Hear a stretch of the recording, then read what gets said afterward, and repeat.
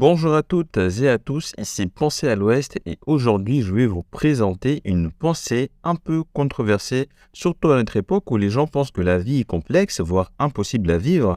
Je vous propose comme d'habitude d'explorer cette pensée à travers 3 petites parties. C'est pas la vie qui est complexe, mais c'est nous qui sommes complexes, c'est la première partie. La vie est simple, c'est la deuxième partie et la vie mérite d'être vécue. C'est la troisième partie. Et donc, sans plus tarder, nous allons entamer la première partie qui est la vie. C'est pas elle qui est compliquée, c'est nous qui sommes compliqués. En effet, l'être humain est extrêmement complexe et ses réactions sont variables. Mais c'est quelque chose, pas totalement normal, mais on peut essayer de le comprendre. Et donc, nous sommes en droit de nous poser cette question, pourquoi sommes-nous ainsi ? Eh bien, pour moi, nous sommes compliqués parce que nous sommes dotés de conscience. Et nous sommes conscients de notre condition de mortel et cette prise de conscience peut nous déranger, voire nous irriter dans le pire des cas. Nous ne comprenons pas l'alter ego de la conscience qui est l'inconscience. Il y a des choses qui sont enfouies en nous au plus profond de notre être et on n'y a pas accès, on ne comprend pas ces mécanismes. Nous sommes complexes car il y a la conscience et l'inconscience, il y a également 2 autres alter ego qui vont également de pair, il y a l'esprit et le corps. L'esprit, c'est le regroupement complexe de la conscience et de notre inconscience. Le corps, lui, est physique. Il interagit avec la matière, il ressent la pesanteur, il fait des échanges avec l'atmosphère, il ressent le froid, il ressent le chaud, il ressent la douleur. Notre corps nous renvoie des informations sur le monde avec nos yeux, notre bouche, notre oreille, notre nez, nos mains, nos pieds. En somme, le corps est une entité réelle qui nous renvoie des informations, qui nous renvoie des représentations du monde. J'ai bien dit le mot représentation du monde et non le monde en lui-même. Car on ne voit pas réellement une pomme, mais on voit une représentation d'une pomme. Je m'explique. Prenez par exemple une personne ayant grandi dans une culture différente, et vous lui dites que vous voulez une pomme. Il ne comprend pas votre représentation de la pomme. Et si vous lui montrez une image de pomme, il comprendra l'image de la pomme avec sa propre représentation. Et comme vous le savez, pour voir quelque chose, il faut que cette chose nous renvoie une lumière et que nos yeux captent cette lumière. Pour voir quelque chose, il faut de la lumière, il faut que ça soit bien éclairé, pas avec une lumière d'une faible intensité, sinon on n'y voit rien, pas avec une lumière d'une trop forte intensité, sinon on est ébloui.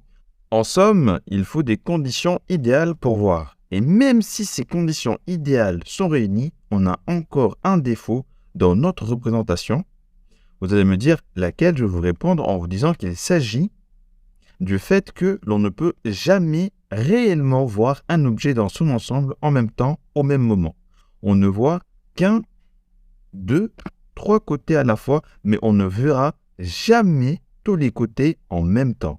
Essayez de regarder toutes les faces d'un dé, c'est tout simplement impossible parce que regarder toutes les faces d'un dé en une seule fois, c'est tout bonnement impossible. Et si vous y arrivez, contactez-moi, je vous donnerai ma chaîne YouTube, je vous inscrirai sur mon testament pour que vous héritiez d'une partie de ma fortune.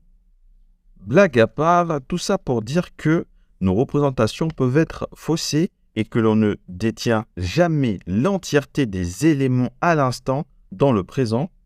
Malgré nos sens, nous ne pouvons comprendre et capter l'entièreté de l'essence du monde. Et c'est ça le mal qui nous atteint à notre époque. Et c'est ce même mal, cette volonté qui nous pousse à vouloir tout comprendre, tout anticiper, tout prévoir. C'est ça le mal qui nous ronge de l'intérieur. Et ce mal, je l'appelle l'illusion de l'autorité. Et c'est lorsque l'on bâtit notre esprit avec cette illusion d'autorité que celle-ci, lorsque elle se heurte au mur de la réalité, nous fait extrêmement souffrir parce que tout simplement, le monde, y compris ses habitants, ne reconnaît pas et ne reconnaîtra jamais l'illusion d'autorité. Cette autorité illusoire qui nous fait croire que parce que nous désirons quelque chose, cette chose doit absolument arriver et cette chose nous est due.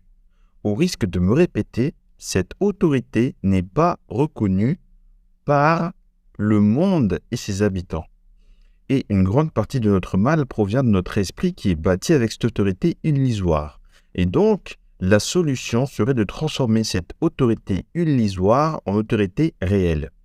Et comment obtenir cette autorité réelle? C'est à la fois simple et complexe. Car il faut commencer par avoir de l'autorité sur nous-mêmes. Il faut nous maîtriser, il faut maîtriser notre corps et notre esprit. Il faut faire comprendre à notre esprit que cette autorité illusoire ne mènera nulle part. Il faut maîtriser nos pulsions, il faut nous maîtriser. Il faut maîtriser nos manques. En effet, il faut maîtriser nos manques d'ambition, nos manques d'envie de travail et nos manques de motivation, nos manques de discipline. Et pour cela, il ne faut plus être esclave de nos pulsions, mais soumettre nos pulsions, nos manques, à cette autorité réelle. Les gens s'imaginent à tort que pour avoir cette autorité réelle, il faut maîtriser nos émotions. Non seulement cet exercice est impossible, mais il est également impossible de ne pas ressentir des émotions. Mais il faut à la place seulement maîtriser nos réactions. Sachez que nous avons la capacité de contrôler les mots et le vocabulaire que l'on emploie.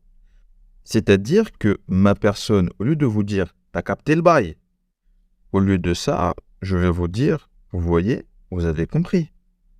Tout comme nous avons le pouvoir, la capacité de contrôler les mots et le vocabulaire que l'on emploie, nous sommes également en capacité de contrôler nos bras et nos jambes. Exemple, lorsque l'on ressent de la colère. Commencez par accepter ce sentiment.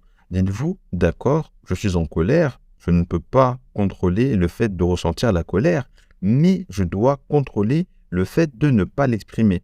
Je dois contrôler mes membres afin de ne pas casser quelque chose et je dois contrôler ma langue afin de ne pas vociférer allègrement des insultes. Si vous avez du mal avec cet exercice de la colère, apprenez à canaliser vos émotions et la diriger.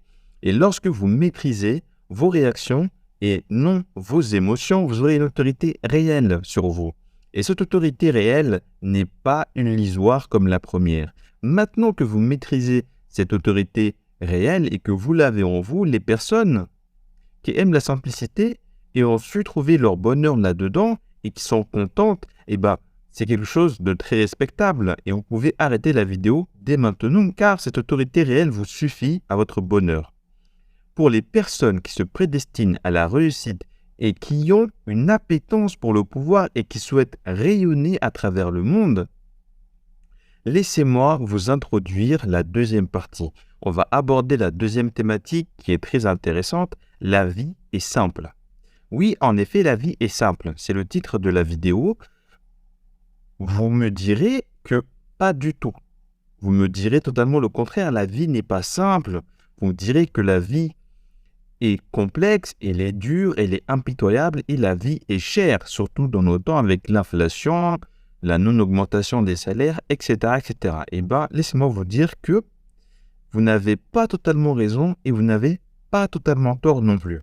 Premièrement, ce n'est pas la vie en lui-même qui est dure ou complexe, ce sont les rapports humains qui sont complexes. C'est la vie en société qui est dure, ce sont les contraintes sociales qui sont dures, ce sont les autres humains qui sont impitoyables.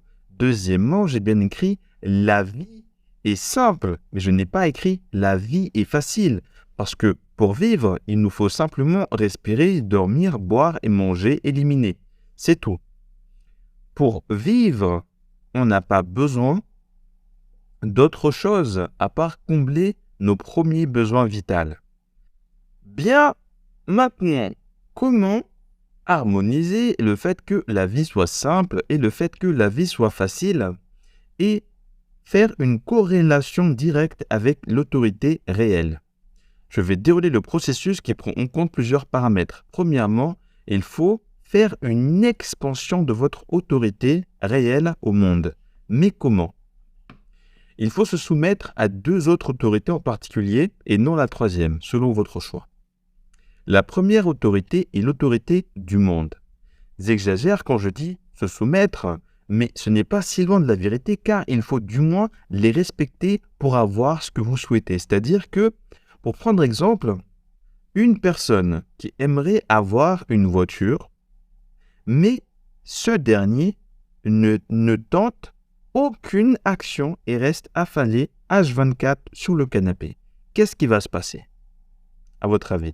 Est-ce qu'un jour, il aura sa voiture ou non? La réponse est très simple. Non.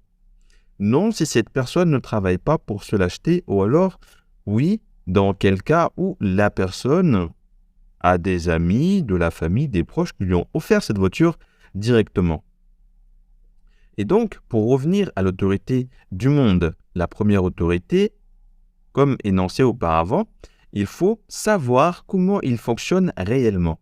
Il faut savoir comment fonctionne le monde et essayer de respecter son fonctionnement et de ne pas être un marginal de l'autorité du monde. Pour savoir comment fonctionne le monde, il faudra vous intéresser au monde dans un premier temps. Je vais ici vous partager ma vision des choses et comment je vois l'autorité du monde. Dans notre monde, dans notre société, j'ai compris que la société obéissait à une logique. Et si cette logique n'est pas respectée, on arrête, tout simplement. Pour avoir quelque chose, il faut le mériter. Par exemple, prenons mon cas où je veux un trophée YouTube. Mais pour avoir un trophée YouTube, il faut créer une chaîne YouTube, avoir des abonnés et avoir de nombreux visionnages. Donc, je n'ai pas fait tout ça. Je ne mérite pas de trophée YouTube ou alors je ne l'aurai pas. Tout simplement. C'est pour ça que je me lance un peu sur YouTube avec un petit... Pour avoir un bon physique, il faut faire du sport. En effet, pour avoir un beau physique, il faut entraîner ses muscles. Pour perdre du gras, il faut également faire du sport. Pour avoir du gras, pour avoir du diabète, manger n'importe quoi. Pour être musclé, faites du sport. Pour être plus intelligent, lisez des livres, faites des recherches sur des sujets qui vous intéressent. Pour avoir du pouvoir, de l'influence, il vous faut de l'argent. Et pour avoir de l'argent, il y a 2 sortes de manières. Soit la manière éthique, soit la manière non éthique. La première manière éthique, c'est de demander à une personne d'avoir de l'argent. La seconde manière qui est au-dessus, qui est éthique, c'est de travailler. Et la troisième manière, éthique ou non, mais c'est de faire travailler les gens pour soi.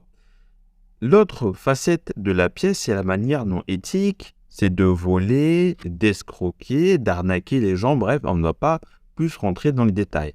Et oui, je dis bien que pour moi, l'argent, c'est le pouvoir, car ce n'est pas la politique.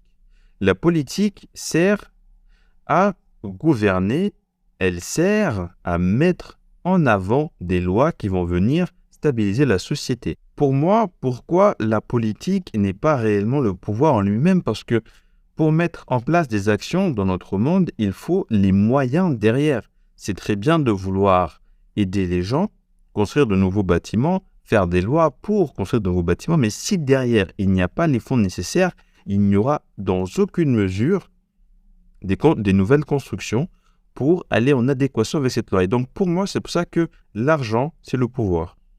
En somme, pour revenir à cette autorité du monde nous dit que pour obtenir quelque chose, il faut faire quelque chose et il faut impérativement se mettre en avant, se mettre en mouvement. Et c'est généralement là le problème.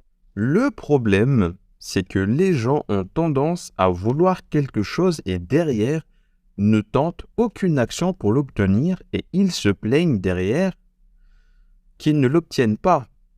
Et c'est totalement mérité parce que pour moi, je n'éprouve aucune compassion envers les personnes qui ne veulent pas se bouger, qui ne veulent pas travailler pour avoir ce qu'ils veulent et derrière, ils viennent se plaindre.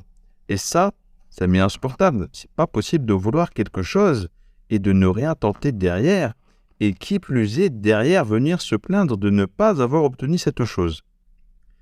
Mais Le pire, c'est que c'est possible parce que tout simplement, l'être humain est extrêmement complexe et un peu bête. Et c'est pour cette raison que j'ai essayé d'arrêter et j'arrête d'essayer de comprendre les gens, mais malgré tout, ces personnes pour qui je n'éprouve aucune compassion, j'essayerai au mieux de leur venir en aide et de leur tendre la main. Quand on était petit, à l'école, pour faire un rapide saut en arrière, on apprenait les fables, notamment le corbeau et le renard et l'histoire de la fourmi et de la cigale. Cette pensée m'était revenue en tête lorsque j'étais sur le chemin du retour pour rentrer chez moi. Cette fable de la cigale et de la fourmi, quelque part, c'est une métaphore de la vie. Elle nous indique que dans la vie, il vaut mieux être une fourmi qu'une cigale. Je m'explique. Ne soyez pas comme la cigale parce que si vous passez votre temps à chanter et à vous divertir, vous n'aurez rien de plus que la désillusion. Et lorsque vous irez demander à la fourmi de vous épauler, il ne le fera pas. Je vous conseille d'être comme la fourmi, de travailler d'arrache-pied pendant l'été pour récolter le fruit de vos efforts plus tard et éviter d'être dépourvu. Pour ma part, toujours en me référant à cette fable, je me considère comme une fourmi, précisément une fourmi balle de fusil, déguisée en cigale, avec une tête de cigale. Revenons à la deuxième autorité. La première étant, je vous le rappelle, l'autorité du monde qui nous indique que pour avoir quelque chose, il faut faire des actions pour avoir cette chose. Parce que qui ne tente rien n'a rien, comme disait le vieil adage. Et donc la deuxième autorité, vous l'avez sûrement deviné, c'est l'autorité humaine. Autrement nommée les lois de la nature humaine, autrement nommées les règles de bienséance, de bienfaisance, les règles de bonne conduite, car les êtres humains, malgré que de prime abord, ils font une action ou des actions totalement irréfléchies, et derrière, il y a quand même une explication. Cette explication, je ne dis pas qu'elle est raisonnable ou alors logique, mais derrière, il y a toujours une raison. Permettez-moi de vous donner quelques aperçus de l'autorité humaine et des règles qu'il faut suivre ou du moins qu'il faut essayer de respecter pour être apprécié par les autres. Ça ne va pas être long, ne vous inquiétez pas. Les règles à mettre en place pour contrôler ou du moins être en adéquation avec l'autorité humaine sont tout simplement les suivants. La rareté est plus appréciée que la banalité. Je m'explique. Si vous êtes tout le temps le genre de personne à faire des compliments, vos compliments vont perdre en valeur. Et si vous complimentez très peu, un compliment de votre part deviendra extrêmement précieux. Et si vous êtes tout le temps présent, vous perdez de la valeur. Et si vous êtes rarement présent, votre présence devient une médaille. Nous sommes capables de modifier consciemment notre comportement, alors devenez qui vous voulez. La suivante, pour être apprécié davantage, intéressez-vous à l'autre et intéressez-vous réellement à l'autre, posez-lui des questions et sachez écouter. Suivant, pour recevoir, il faut donner. Parce que lorsque quelqu'un nous offre quelque chose, on cherche à lui offrir en retour. Et donc, pour recevoir, il faut donner. Et sachez que lorsqu'on donne, on reçoit plus que lorsque l'on a donné. Suivant, pour que les gens se sentent confortables avec vous, ne rappelez pas aux autres leurs défauts. Ne leur dites pas que ils ont un bouton sur le visage, ou alors ils sont ci, ou ils sont ça. Ne faites aucun commentaire négatif sur leur physique ou sur leur goût. Concernant les défauts, essayez, j'ai bien dit essayez d'atténuer vos défauts. atteignez vos défauts signifie ne vous plaignez pas. Ne vous plaignez pas. Ne montrez pas que vous subissez. Il est insupportable d'entendre quelqu'un qui se plaigne et dire ô combien leur vie est difficile. Dites-vous que si vous êtes fatigué, ne communiquez pas votre état de santé aux gens. Deuxième chose, apportez les bonnes nouvelles, soyez un bon messager. Faites en sorte d'être le messager des bonnes nouvelles. Et lorsqu'ils penseront à vous, un bon sentiment leur traversera l'esprit car vous avez le doux parfum des bonnes nouvelles. C'est-à-dire que si vous contactez rarement une personne, au lieu de l'appeler, lorsque vous avez besoin d'aide, lorsque vous êtes en difficulté, essayez de vous débrouiller par vous-même. Demandez extrêmement peu de services aux gens. Demandez aussi peu, mais le plus possible. Si vous pouvez éviter de demander des services aux gens, ne leur demandez pas de service parce que les gens vous rappelleront que vous avez demandé un service. Et autre chose, soyez grand prince. Faites preuve de générosité. La suivante est un peu controversée, mais essayez d'incarner le respect. Et souvenez-vous que le respect va dans les deux sens et si on ne vous respecte pas, ne respectez pas la personne. Soyez souple. Soyez souple car en fonction de votre interlocuteur, il vous faut savoir changer de personnalité, changer de mode de pensée. Avec un footeux, soyez un footeux, parlez de foot. Avec un maçon, parlez de bâtiment. Avec une femme, désolé pour ce cliché, parlez de vêtements. Avec un politicien, parlez politique. Avec un pêcheur, parlez de dauphin. Pas de dauphin, parlez de poisson. Demandez aux gens comment vous améliorer. Demandez-leur conseil. Les gens ont ce sentiment, veulent avoir ce sentiment de se sentir utile. Et c'est toujours gratifiant. Donc, demandez-leur conseil pour vous améliorer. Enfin, je pense que l'on vient de faire à peu près le tour des autorités humaines, de l'autorité humaine et des conseils à respecter pour être bien vu. Si vous êtes une personne qui aspire réellement au pouvoir, je vous invite à lire le livre de Robert Greene qui se nomme Power. C'est l'un des livres que j'ai le plus apprécié lorsque j'ai commencé la lecture, à mon âge bien évidemment, mais pas lorsque j'étais petit. Ce livre est tout simplement incroyable. Pour moi, c'est du caviar lorsque l'on est tout simplement tranquillement installé et qu'on a envie de lire un bon bouquin. Et croyez-moi que Power, c'est du caviar.